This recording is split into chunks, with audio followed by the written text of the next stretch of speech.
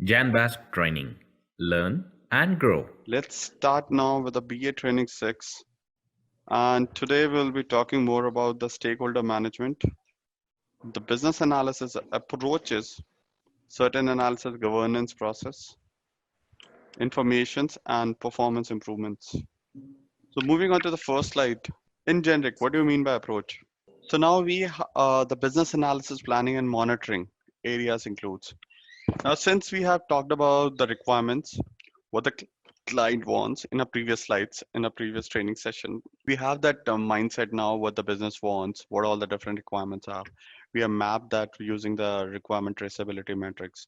Approaches we already decided upon. But now the thing comes in, how to describe the planning and business analysis works. Now, since you're aware about what the work needs to be done, how that needs to be done, what all the different steps are involved in it, so which methodology has to be chosen, that has to be defined upon the individual activities, the task, what the client wants. Have we did it prior? What is the approach we need to use it, right? What kind of engagement the client is looking out for? Do we gonna have daily meetings? Do we gonna have stakeholders meeting every month? Are they want to go with the agile process? They want to go with the waterfall? How the governance needs to be there?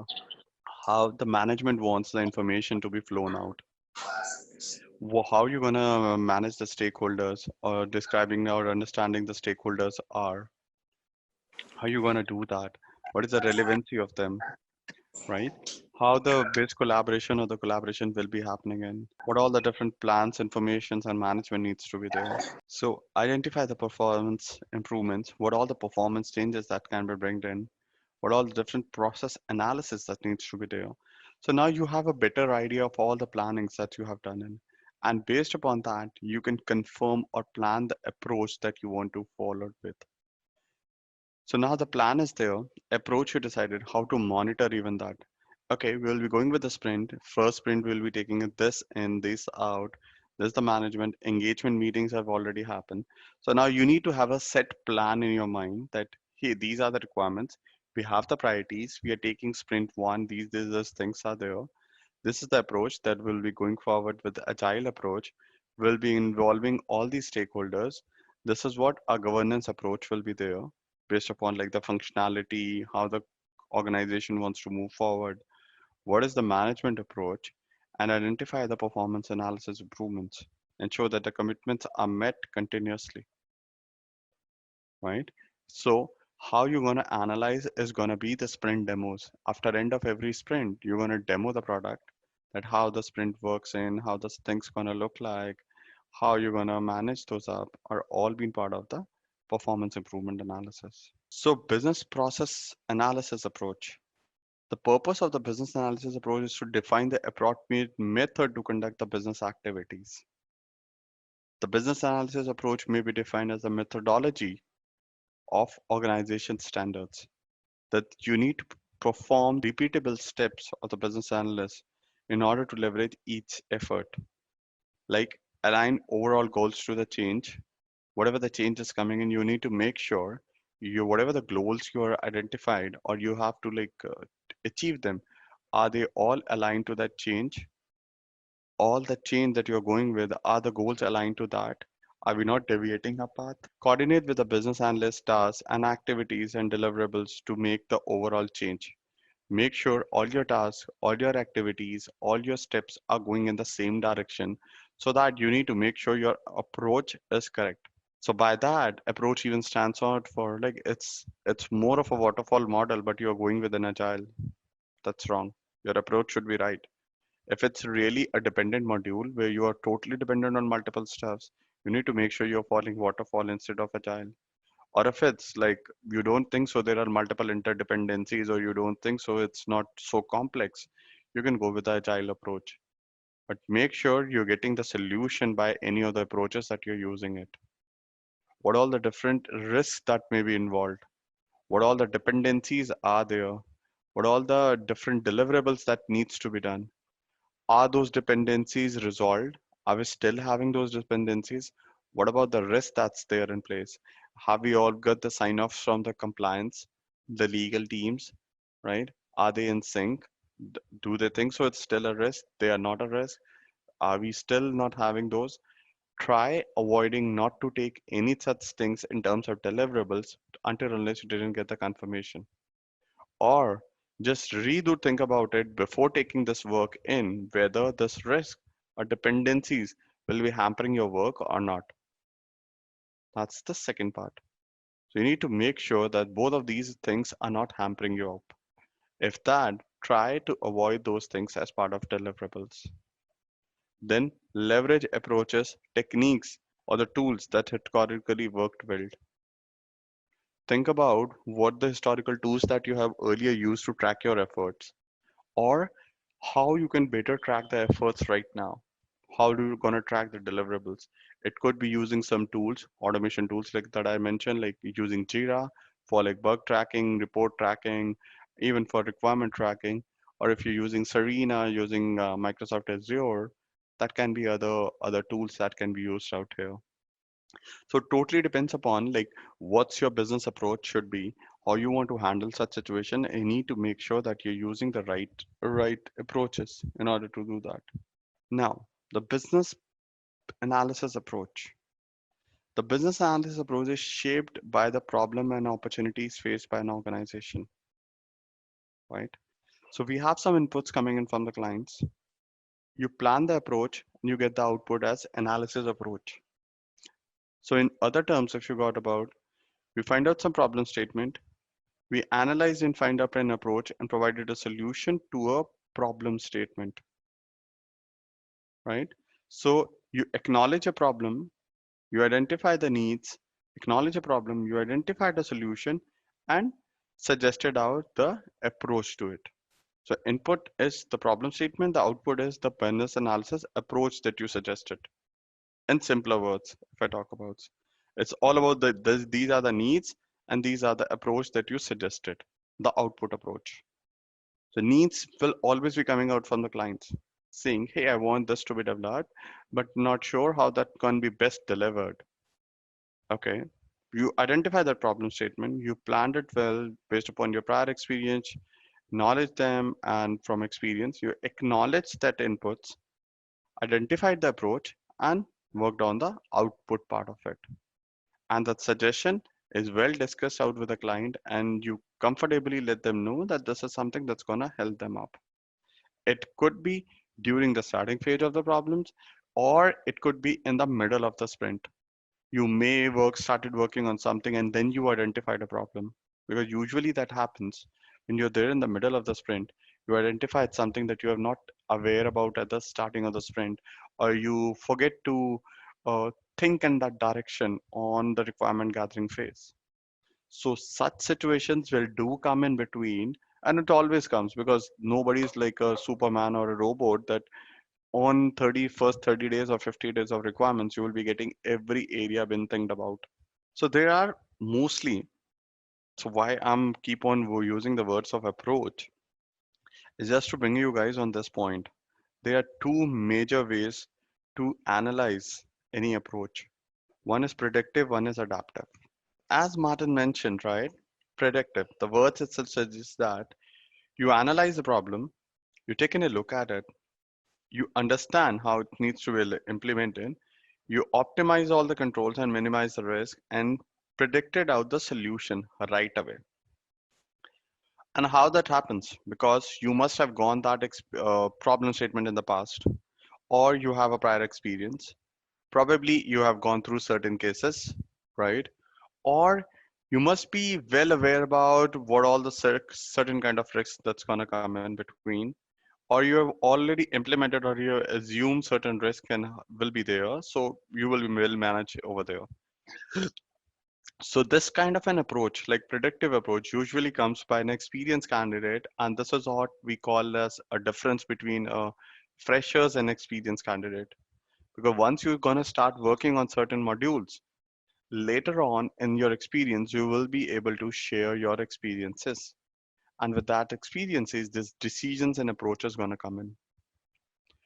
It's even because of when you are gonna have like your understanding on the domain area or upon your approaches, your work, right? What sort of work needs to be done?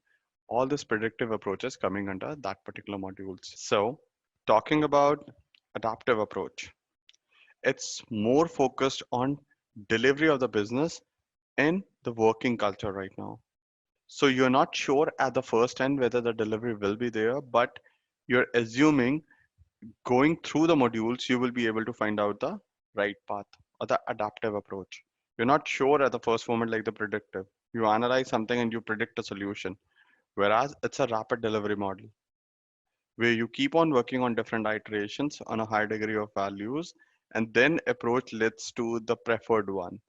Okay, so we did something, and this is what the outcomes are coming in. And out of these two outcomes, which one which should work upon, that totally depends upon that particular situation and what best suits that approach or like that problem statement to get it resolved. So these kinds of adaptive approaches, usually when the outcomes are there during the rapid delivery business, we come across and discuss with the clients.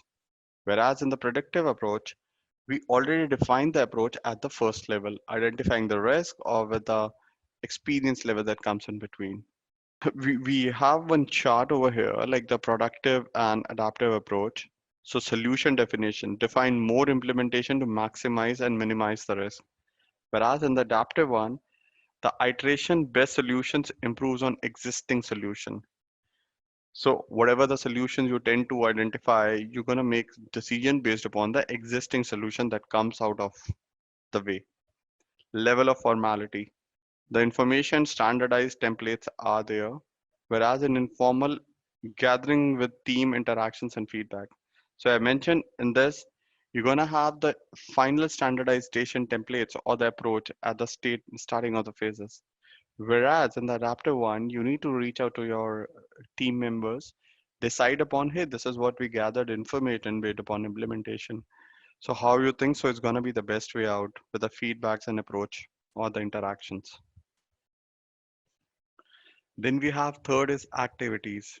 Activities required to complete deliverables are identified first and then divided into tasks. So you go with this predictive approach, identify those activities, identify the deliverables, and then start dividing into tasks.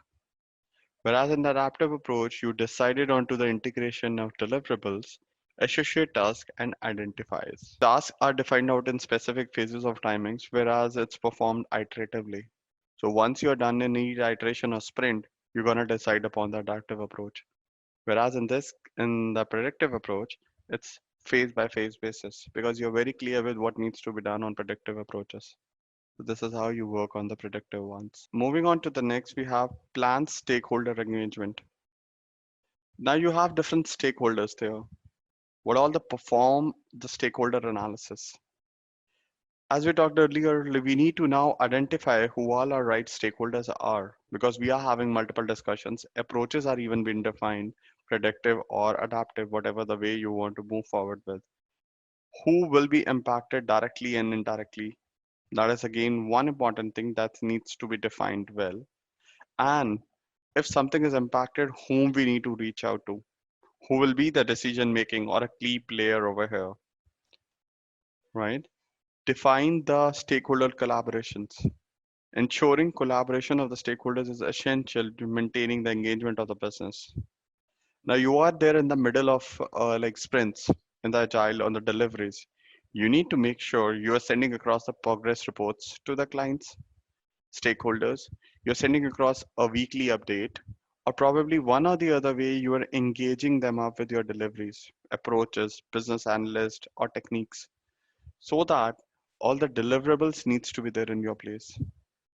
You need to make sure that stakeholder collaboration is well there within the boundaries. Internal stakeholders are meeting up the desired responsibilities, are all being taken care of. Stakeholder communication needs. What needs to be communicated? When to be communicated? What all the different approaches are, right? What should the frequency of the communication would be? So you need to make sure you are engaging your customers or your stakeholders at the right moments.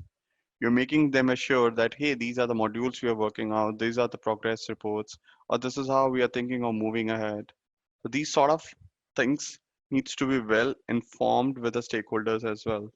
At the same time, now since we have talked about the analysis process, we need to even make sure we are governing them correctly as well. What is the governance approach that needs to be defined upon on the decision of the requirements, design, controls, and approaches? So with the input, you have the approach and the stakeholder approach is there. Now you need to talk about the governance part. How you going to govern them up? And that's going to be the governance approach. While planning the governance approach, business analysts identify how business analysis works approach is prioritized. What is the process of change analysis? What is the change that's coming in? What is the authorities responsible for that change coming in? What is the responsibility of analyzing the change request? Now, this is the important topic when I'm talking about, and we talked in earlier. This is what you must be thinking. That's it's just simply just an inputs coming in from the client, but it's not as simple as it looks like. It's a very difficult situation when you're there in the implementation. You got the sign offs, everything is there, you are working, and your complete team is working with the approach. But eventually, within like first 20 days, 30 days after that client comes in, hey, I don't think so. We should work the same way out. And probably client, it totally depends upon certain client says that yes, it's a mistake from my end, but usually client don't do that. Client are smart enough. They're gonna say, hey, this is something I told you, but this is something we're not gonna go with this approach. We want to not change our approach, or this is how we're gonna change the requirements are there. So you guys need to first analyze the change coming in, how it's going to impact, what is going to be your governance approach, and whether you will be even able to do that or not. That is another one thing. So you need to make sure that you're going to have worked upon all these areas in order to move forward first. So deciding upon the new change coming in, whether you will be able to accept that or not, these are something certain challenging things are there. So you need to make sure you will be able to do that, deal with your stakeholders, identify with your internal teams, work with them, work on the board, have the new drawings coming in, new use cases, right? And finalize whether you will be able to even handle those situations with the existing modules or you want a complete change in it. That decisions even brings it up the cost, right? What's the impact and what all the governing process that's going to be helpful doing such changes. Now, the important thing comes when you have analyzed everything. The change is even there. You identify the impact, you identify the risk, you identified the change, you made some drawing boards, you just find some diagrams. Now, what needs to be defined before making a decision? What all the elements are there? Determine how changes will be prioritized. What set of things needs to be documented? What and whom needs to be communicated? Whom needs to be involved? What is the impact analysis? Who will be authorizing the changes? All these questions will come in picture. And you need to have an answer to all of them. At least these are the ones that I've highlighted on a higher level.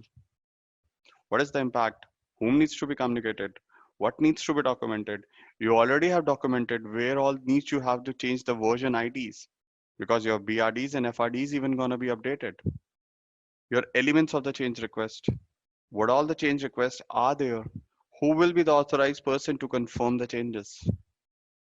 All those questions needs to be answered first before taking a final call.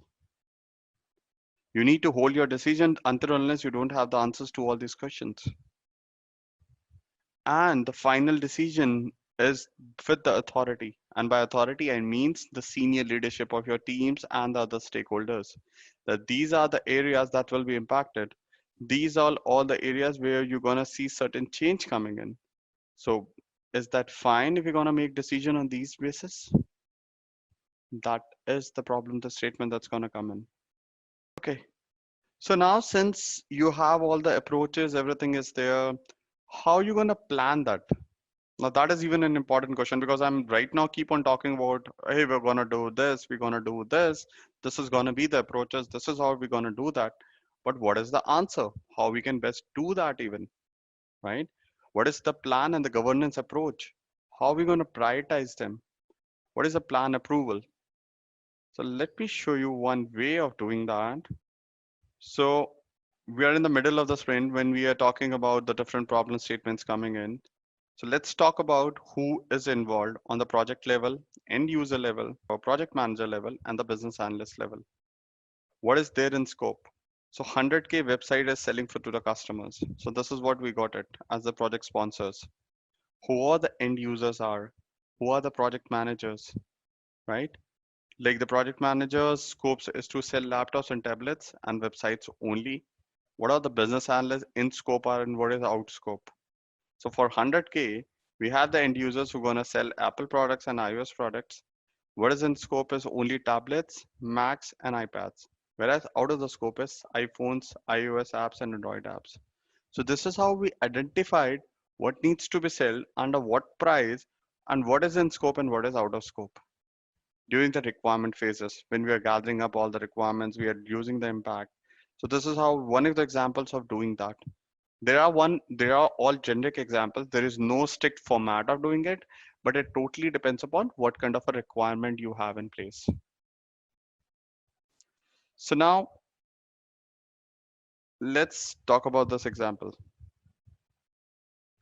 So what we did is, as I mentioned, we now need to find out the approach. We need to have functionalities there in place. So what we usually do is we think of multiple possible solutions for a requirement, right? So what I did is, be it any example, I've divided out these requirements on these phases basis. Functionality. Functionality of the requirements, quality of the fulfillment of the requirements. Open interactions and interactions with the existing landscape. Who all the providers are, leading providers or experienced ones. What is the price and the values? Absolute cost, investments or TCO extensions. So I've seen I have different requirements are tracked under the brackets. So now with this approach, so what I did is I put it down the weightage, checking with the client, and the weightage percentage gonna be 100% on the module levels, on the total level as well. So now let's think about it. Functionality. In the overall project, you will see the colors highlighted in the light pink color is the overall weightage of these on the module levels, and it makes it 100%. If you go on the red ones, you will be seeing weightage on individual levels and the percent even going to be 100%, right? So if you summed up the light pink ones, 40, 20, 20, 20, it's going to be 100%. If you're going to go on the red one basis, 67 and 33 is going to be 100. On module level, it's even going to be 100%, highlighted in the green color, light green color. So both the ways, it would be 100. Now, how I got this weightage? I'm going to check with the client, different stakeholders, that what weightage it holds in your deliverables. So client gonna say, hey, I want, these are the 4 modules. I want this to be heavily worked upon. There's something, if we can have something in and out that will work for me. There are something that's if not gonna work for me, that's gonna be even helpful. But it totally depends upon how you want to take it forward, right? Then we're gonna talk about what needs to be taken care under this one and what need not to be taken care, and which weightage holds how much importance. Like if you see in this module even, amortization of investment holds 50%. So means that is more important to me, right? So if I want to target this module with all these combined modules, I need to first work on the ones with a higher weightage in place, right? So now how are we going to do that? We think of possibly different solutions, right? So you have seen solution 1, solution 2, and solution 3. Before proposing answers to any solution, what we did at the top. 9 is going to be excellent. 6 is going to be the excellent part, good, satisfactory, and 1 is going to be the poor. So what you're now going to do is you're going to sit with the team Sit with your project managers, all with you guys, and decide upon, hey, we have these all things and the weightage why the client has given to us. How we can propose which solution to we go first and how we want to handle that out in different iterations. How we're going to finally use that. So we try having a word as a form of brainstorming solution, and we try assigning certain points to the functionalities. Like, hey, if we talk about functionality with the functional requirements, what solutions you going to propose it? Is it going to be an excellent or is going to be a good to have? Certain, we had a long discussion. We finally decided, okay, six is good. So we assigned six. Then we assigned out for the quality fulfillment and we assign it as nine. That means it's like excellent. And this is how we identified all the points are there. And the weightage according to it is also given in front of it. And how you did that is simply multiplying the solution that you put it up 6 with 67 and you will be getting 402 hours. And this is how you're going to do for everyone and this is how you will be getting all. Once you have the weightage calculation, you're going to total that up at 66, 69, 66. Similarly, you're going to have a word with like the same team and for solution 2 because you need to decide upon a right approach, which one you want to take it first. According to solution 1, they think so, going with functionality and putting up the weightage as 6, it means they want this to be handled first. They're giving high weightage to this, but a good weightage to this one. So this is the solution 1. Whereas in solution 2, we are giving low weightage to some functionalities. Because if you see, it's 699 is their weightage, whereas in solution 2, it's 466. So their weightage is low. But their weightage is even low for this. But if you compare it out with this one, their weightage is high. It's 670, 75, the error over it's 900. The weightage is high. So as for solution 2, we need to first work on the providers. So they are more concentrating on the providers. If you talk about the price and the values, they are concentrating low because their weightage is low. Similarly, the third solution predicts that, okay, uh, in solution 3, its weightage is higher than solution 2, but in all other cases, right, its weightage is higher for price and value comparing the one with solution 1 and 2 because it's 669. It's higher than these ones. But how we decided that? 690 in this case, it's 440 in this case, and 6.6 in this case. So now you have all these three solutions based upon your discussions with the team, right? And now it's your call, or it's like the project managers or the POs, and finally they make a call that which one to go with. Generally, as per the solution, we go with the one that has a higher weightage as a total. And if you calculate the totals of these 6997, and we will get the highest weightage as 6966, comparing out with the one with 5848 and 5216. That's one way of determining that which solution holds the highest weightage. And the one with the highest weightage will be recommended the most. Although it's a bit complex, like talking about the different solutions, for the same possible work that needs to be done, we have three different solutions. And these three solutions, you can even say it as these are the three different mindsets within the team that comes in. Something so functionality is good to go first. Something so no, integratability is the first thing that needs to be done so. Whereas something so providers are the one that we need to first think so because they have given 9 and 9 numbers. So depending upon different peoples with the diversity in the team, different solutions will be even proposed and different weightage and priorities will be even coming in. So based upon that, we need to finalize which one holds the highest weightage based upon the solutions and the graphics that we are putting it up.